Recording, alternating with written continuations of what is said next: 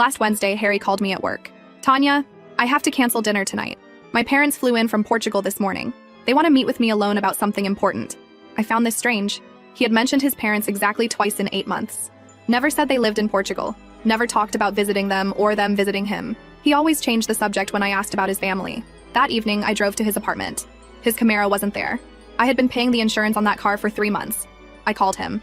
No answer. I texted asking if everything was okay with his parents. He replied 2 hours later saying they were having a long conversation and he would call me tomorrow. I couldn't sleep that night. Something felt wrong about the whole situation. Harry had been acting different lately. More distant. He used to text me constantly throughout the day, but for the past 2 weeks, his messages had become shorter and less frequent.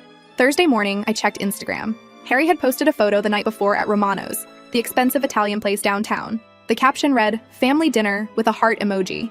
I could see part of a woman's hand in the corner of the photo. Not his mother's hand. The nails were painted bright red with ring designs I recognized. I zoomed in on the photo. The hand belonged to someone young. The rings were delicate, expensive looking. Harry's mother would be in her 50s. This was a younger woman's hand. I had seen these exact rings before, but I couldn't remember where. That afternoon, I went through Harry's Instagram more carefully. I found photos from last year before we started dating. In several of them, he was with a blonde woman named Stella. Her account was public. I scrolled through her recent posts and recognized the rings immediately. She was wearing them in multiple photos. Stella had moved to Seattle 8 months ago for work. That was exactly when Harry and I started dating. Her most recent posts showed her back in our city. She had moved back 3 weeks ago. The same time Harry started acting distant with me, I realized the woman's hand in Harry's restaurant photo belonged to Stella, his ex-girlfriend, the one he claimed meant nothing to him when I had asked about her months ago. Friday evening, I decided to go to Romano's myself. I needed to see what was really happening. I called Harry first to see if he wanted to have dinner there. He quickly said no, claimed it was too expensive, even though I always paid for our meals anyway. I drove to Romano's at 7:30, the same time Harry had posted his photo the night before. I parked across the street and waited. At 8:15, Harry's Camaro pulled into the parking lot. He got out with an older couple and a blonde woman, Stella.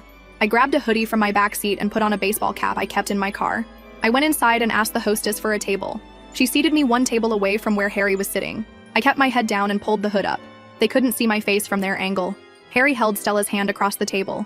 The older woman, who I assumed was his mother Priscilla, smiled at Stella warmly. His father Leonard raised his wine glass in what looked like a toast. "Mom, Dad, this is Stella, the love of my life. We're back together," Harry announced proudly. Priscilla clapped her hands together excitedly.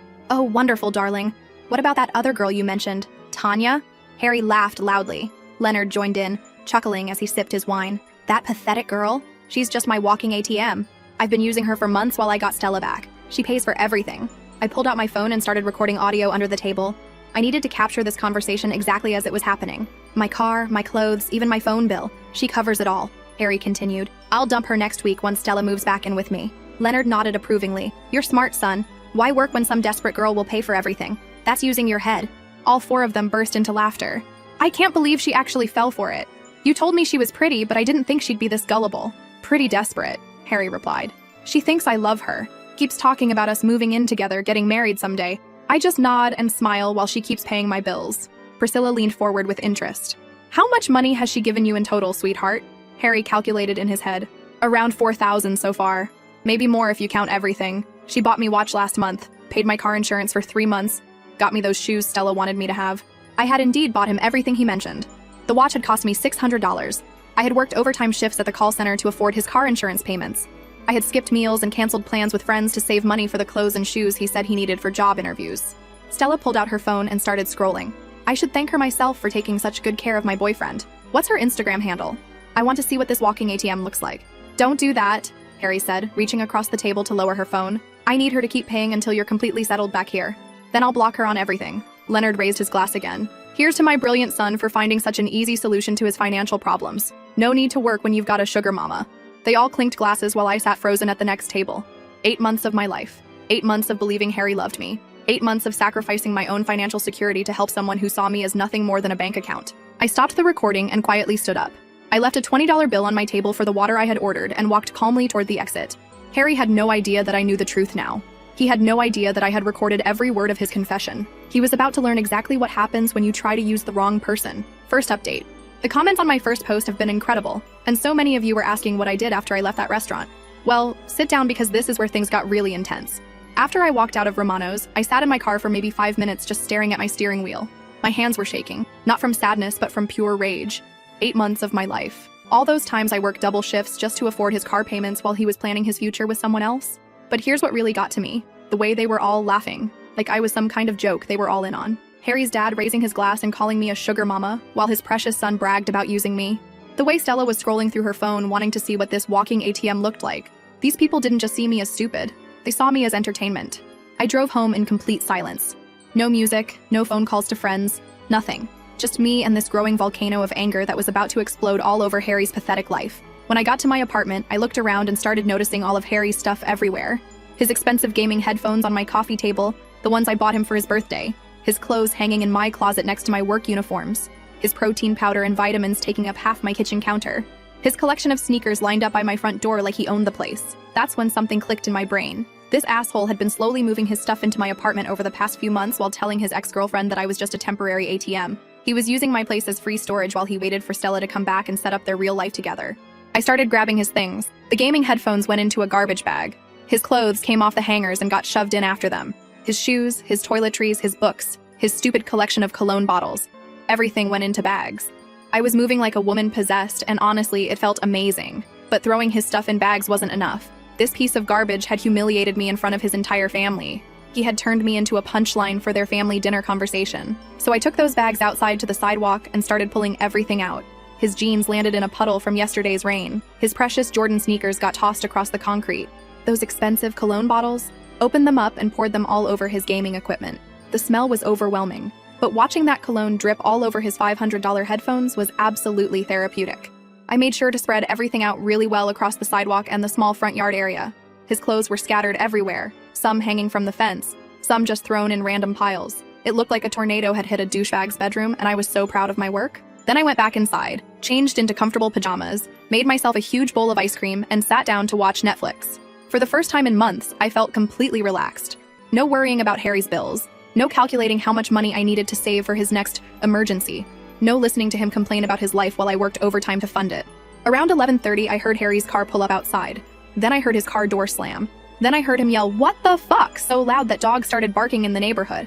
I looked out my window and watched him frantically trying to gather his stuff off the sidewalk. He was shoving wet clothes back into bags, trying to wipe cologne off his electronics, picking up shoes from random places around the yard. He looked absolutely panicked, like he couldn't understand how his perfectly organized scam had suddenly exploded in his face. He started pounding on my door about 5 minutes later. Really aggressive, angry pounding that made my neighbors turn their lights on. I opened the door but kept the chain lock attached so it would only open a few inches. Harry's face was bright red and he was breathing like he had just run a marathon. Behind him, I could see Stella sitting in his Camaro. Apparently, she had come along to witness whatever confrontation he was planning to have with me. "Tanya, what the hell is wrong with you? Why is all my stuff destroyed outside? Are you having some kind of mental breakdown?"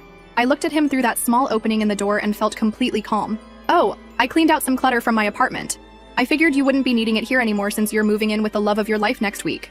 The color drained from his face so fast I thought he might pass out right there on my doorstep. He started stammering, trying to figure out how I could possibly know about Stella moving back, about their plans, about any of it. "I don't know what you're talking about, Tanya. You're acting crazy right now. Let me inside so we can talk about this like adults." Adults? I laughed so hard I almost choked. Adults don't use people as walking ATMs while planning their real relationships behind their backs. That's when Harry realized I had been at the restaurant. I watched his brain trying to process how this was possible, when I could have been there, what exactly I had heard. His mouth opened and closed like a fish out of water. "You were spying on me?" He finally managed to say. "That's psychotic behavior, Tanya. You need help."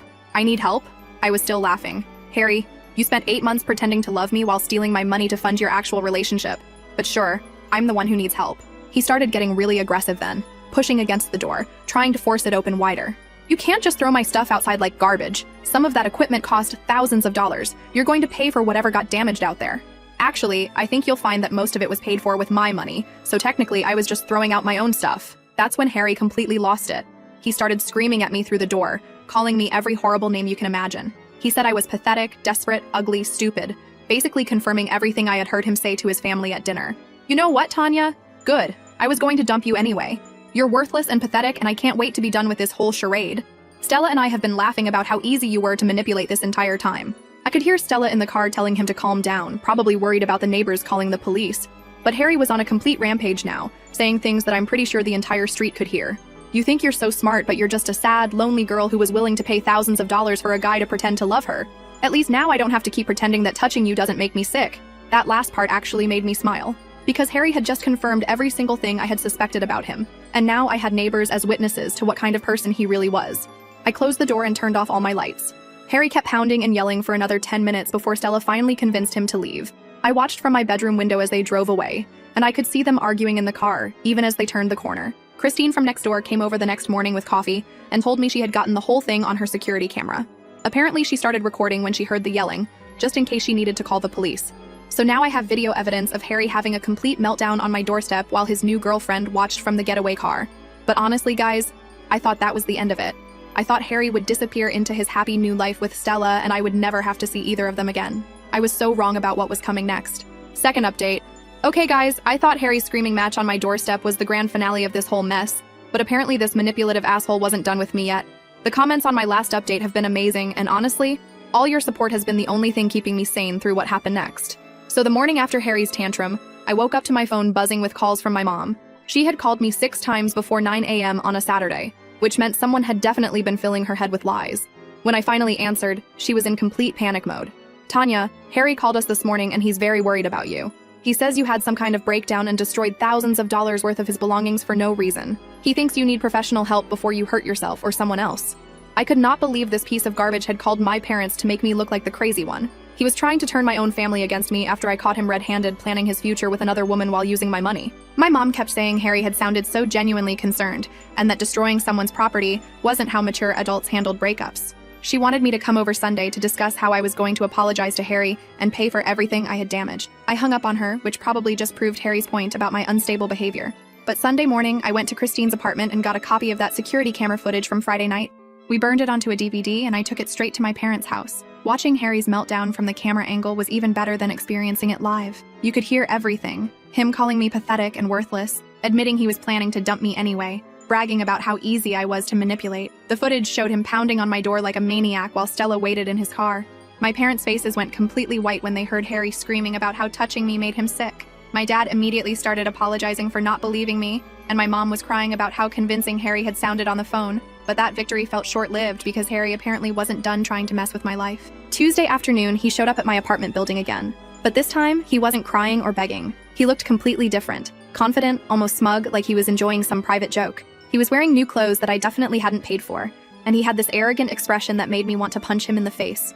When I tried to walk past him into the building, Harry stepped in front of me with this fake, friendly smile. Hey, Tanya, I just came by to pick up some things I left at your place. You know, important stuff that I need back. I looked at him like he was insane. Harry, I threw all your stuff outside Friday night. There's nothing left in my apartment that belongs to you. But he kept insisting there were items I had missed, things that were really valuable to him that he couldn't replace. He wanted to come upstairs and look through my closets and drawers to make sure I hadn't accidentally kept anything. The whole thing was obviously bullshit. Harry just wanted an excuse to get inside my apartment and start some kind of confrontation. I told him absolutely not and tried to push past him, but he grabbed my arm and wouldn't let me go. Come on, Tanya. Don't be difficult about this. I'm being really reasonable here, just asking for my own belongings back. Unless you're planning to keep my stuff as some kind of weird shrine to our relationship? He was talking loud enough that other people in the building lobby could hear every word. A couple of my neighbors were staring at us, and Harry was clearly enjoying the attention. He wanted to make a scene and embarrass me in front of everyone. I jerked my arm away from him and told him to leave or I would call the police. But Harry just laughed like I had said something hilarious. Go ahead and call them. I'm sure they'll be very interested to hear about how you destroyed thousands of dollars worth of my property in a psychotic rage. I've got photos of everything, Tanya. Documentation of all the damage you caused. That's when I realized Harry wasn't here to get his stuff back. He was here to intimidate me and show off how untouchable he felt now that he was back with Stella. He wanted to prove that I couldn't do anything to hurt him and that he could still control me whenever he wanted. Over the next few days, Harry started showing up everywhere I went, but not in a desperate stalker way. More like he was deliberately trying to rub his happiness in my face. I would see him at the coffee shop I always went to, sitting at a corner table with Stella, both of them laughing and acting like they were having the time of their lives. When I walked into the grocery store Thursday evening, Harry and Stella were in the checkout line right in front of me. Harry made sure to speak extra loud when he told Stella how much he loved her and how amazing their life together was going to be. He kept glancing back at me to make sure I was listening to every word. Friday afternoon, Harry showed up at my workplace again, but instead of coming inside, he parked his Camaro right in front of the building where everyone could see it. He and Stella sat in the car for over an hour, obviously waiting for me to come outside so they could make some kind of grand gesture. When my shift ended and I walked out to the parking lot, Harry rolled down his window and called out to me, "Hey, Tanya. I wanted to thank you for helping me realize what I was missing. Being with Stella again has shown me what real love actually feels like. I hope you find someone who appreciates you someday." Stella was smiling and waving at me like we were old friends, probably enjoying the whole performance as much as Harry was. They drove away laughing, and I could hear Harry's music blasting from his speakers as they turned the corner. But the worst incident happened Saturday morning when I was leaving for my weekly grocery run. Harry was waiting outside my building again, leaning against his car like he owned the whole street. This time he was alone, but he looked even more confident than before. When he saw me coming down the front steps, Harry pushed himself off his car and walked over like he had every right to be there. Tanya, I've been thinking about our conversation the other day, and I realized I wasn't completely honest with you about something. I kept walking toward my car, but Harry followed right beside me, talking the whole time. The truth is, I never actually loved you. Even from the very beginning, it was always about Stella for me. You were just convenient while I was waiting for her to come back. But I want you to know that I'm grateful for everything you did to help me get through that difficult time. He was smiling while he said this, like he was doing me some kind of favor by being honest about how much he had used me. Like I should appreciate his candor about treating me like a disposable bank account for 8 months. When I reached my car, Harry actually had the nerve to lean against the driver's door so I couldn't get in. I know this probably hurts to hear, but I think it's better for both of us if you understand the reality of our situation. You're a nice girl, Tanya, but you were never going to be enough for someone like me. Stella and I are just on a different level. That's when I completely lost my shit. I started yelling at him about what a pathetic excuse for a human being he was, how he was going to end up alone and miserable because nobody decent would ever love someone so selfish and manipulative. I told him he was a loser who couldn't even pay his own bills without exploiting women who were too good for him. Harry just stood there grinning while I screamed at him in the middle of the street. He looked like he was having the best time of his life watching me lose control. When I finally ran out of things to yell, he just shrugged and walked back to his car. Thanks for the entertainment, Tanya. This has been really fun. Take care of yourself. He drove away still smiling, probably rushing back to tell Stella all about how crazy his ex-girlfriend had acted in the parking lot. I realized that Harry was getting some sick satisfaction out of these confrontations. He enjoyed seeing me upset and angry because it proved to him that he still had power over my emotions. Every time I reacted to his provocations, it fed his ego and made him feel like he had won some kind of game. Anyway, that's where things stand right now. Harry seems to think he's won some kind of prize and keeps trying to rub it in my face every chance he gets. Honestly, I'm just hoping he gets bored with this whole revenge tour and finds something better to do with his time. I blocked his number after the parking lot incident, so at least I don't have to deal with his texts anymore. Hopefully he'll move on and focus on his amazing new life with Stella instead of bothering me. We'll update if anything else happens, but fingers crossed, this is finally over. Final update. It's been about a month since my last post. Guys, I cannot even begin to describe what happened this week. Remember how I said Harry was acting all high and mighty with his victory lap around town? Well, karma just delivered the most brutal reality check I have ever witnessed in my entire life, and I am living for every single second of it. So last Sunday night I was getting ready for bed around 11 p.m. when I heard this weird tapping sound at my window. At first I thought it was just the wind, or maybe a bird, but then I realized someone was throwing small rocks at my third-floor window. I looked outside and saw a figure standing on the sidewalk below, in what looked like the worst rainstorm we've had all month. It was Harry, soaking wet, no umbrella, no jacket, just standing there in the pouring rain throwing pebbles at my window like some kind of pathetic romantic movie scene. Except instead of looking like a charming love interest, he looked like a drowned rat who had been sleeping in his car for a week. I opened my window and yelled down at him to go away before I called the police. But Harry started shouting back up at me, and guys, what he said made my entire month. Tanya, please, I need to talk to you. Stella is gone. She took everything and disappeared. I have nowhere else to go. I literally started cackling, like full-on evil villain laughter echoing through the neighborhood at midnight while this asshole stood in the rain begging for my help. The same man who had spent weeks rubbing his happiness in my face was now admitting that his perfect reunion had crashed and burned. I told him that sounded like a personal problem and started to close my window. But Harry completely lost his mind. He started screaming about how sorry he was, how he had made terrible mistakes, how he needed me to let him explain what had really happened with Stella. The whole thing was so ridiculous that I grabbed my phone and started filming him from my window.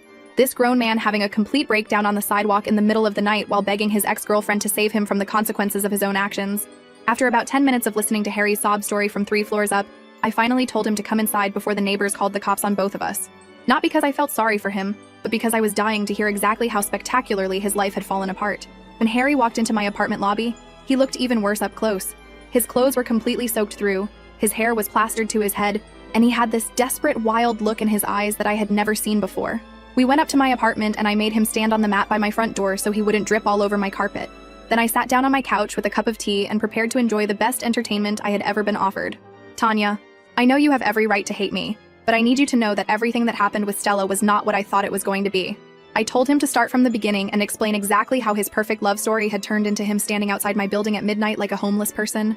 So apparently Stella had been planning her own little scam the entire time she was back in town.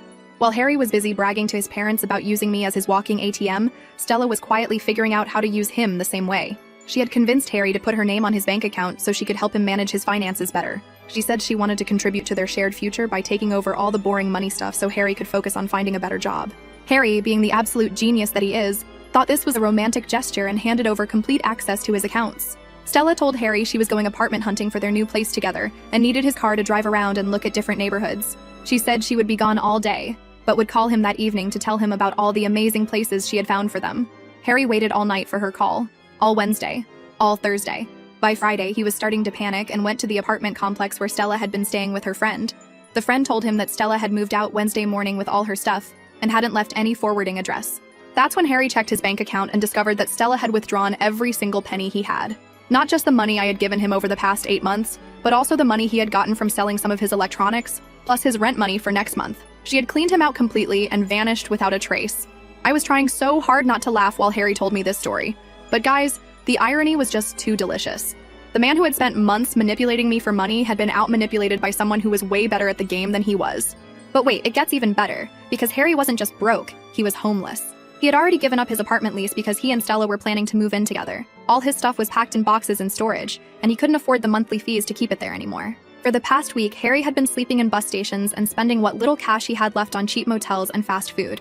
He was down to his last $40 and had no idea what he was going to do next. The best part was when he told me about his parents. Apparently, Leonard and Priscilla had been calling him every few days to check on how things were going with Stella. They were so excited about their son's romantic reunion and kept asking when they were going to meet their future daughter-in-law officially. Harry had been lying to them, saying everything was perfect and that he and Stella were just taking their time planning their next steps. But he knew he couldn't keep up the charade much longer, especially if they decided to visit again unexpectedly. If his parents found out that Harry was essentially homeless and had been scammed by the same woman they had toasted at dinner, they would lose their minds. Leonard would probably drag Harry back to Portugal to work in his cousin's restaurant for minimum wage under awful conditions. Harry was desperate to avoid that fate, which is why he had come crawling back to me at 2 in the morning begging for help. Tanya, I know I don't deserve your forgiveness, but I'm asking you to please consider letting me stay here for just a few days while I figure out my next move. I'll sleep on the couch, I'll clean your apartment, I'll do whatever you want. I just need somewhere safe to stay while I try to put my life back together. That's when I completely lost it and started laughing so hard I couldn't breathe. I told Harry that he must be completely delusional if he thought I would lift a finger to help him after he had spent weeks taunting me about how amazing his life was without me. I reminded him of every cruel thing he had said, every time he had tried to make me feel small and pathetic. Every moment he had tried to rub his happiness in my face. You called me a walking ATM, Harry. You told your parents I was pathetic and desperate. You said touching me made you sick. And now you want me to save you from the consequences of your own stupidity? Harry started crying then, actual tears streaming down his face while he begged me to reconsider. He said he had never meant any of those horrible things, that he had only said them to impress Stella and his parents, that deep down he had always cared about me. But I was done listening to his lies. I grabbed my phone and started filming him again. This pathetic, broken man sobbing in my living room while admitting that his perfect relationship had been a complete fraud. I posted the video on TikTok with the caption, POV, your manipulative ex comes crawling back after his girlfriend scams him the same way he scammed you, and watched it get hundreds of views within minutes. Harry noticed what I was doing and started panicking, begging me not to post anything about his situation because he was terrified of his parents finding out the truth. But that just made me want to document every second of his humiliation even more thoroughly. I told Harry that he had exactly 5 minutes to get out of my apartment before I called the police and reported him for trespassing. When he tried to argue, I reminded him that I had security footage of him harassing me multiple times over the past few weeks, and that Christine would be happy to testify about his aggressive behavior. Harry left my apartment that night looking like his entire world had collapsed around him, which, to be fair, it basically had. He had no money, no home, no girlfriend, and no prospects for fixing any of it without crawling back to his parents and admitting what a failure he was. The next morning, I woke up to find Harry sitting on the front steps of my building again. When he saw me coming down the stairs, he jumped up and tried to approach me one more time. Tanya, I know you're angry, but I'm literally begging you to reconsider helping me. I have nowhere else to turn. I'll pay you back everything I owe you as soon as I get back on my feet. I looked at this pathetic excuse for a human being and felt absolutely zero sympathy. This was the same man who had laughed with his family about how easy I was to manipulate. The same man who had told me I was never going to be enough for someone like him. I told Harry that he could try begging on the street corner if he needed money so badly, and that maybe his experience being used and discarded would teach him some empathy for other people. Then I walked past him to my car and drove to work, leaving him sitting there with his head in his hands. As of yesterday, Harry was still occasionally showing up outside my building, but he looks more defeated every time I see him. I heard from Christine that he's been asking other tenants in the building if they have any odd jobs he could do for cash. But the absolute best part happened 2 days ago, when Harry tried to get tough with me one last time. I was coming home from work, and found him sitting on the building steps again, looking like complete garbage. When he saw me, he actually had the nerve to stand up and try to intimidate me. I'll remember this, Tanya. When I get back on my feet, you're going to be the one begging me to come back to you. You'll see what you lost. I literally burst out laughing right in his face. This homeless, broke, pathetic man who smells like he hasn't showered in weeks was trying to threaten me about his big comeback. I told him McDonald's was 2 blocks away, and maybe if he asked nicely, they'd give him some food.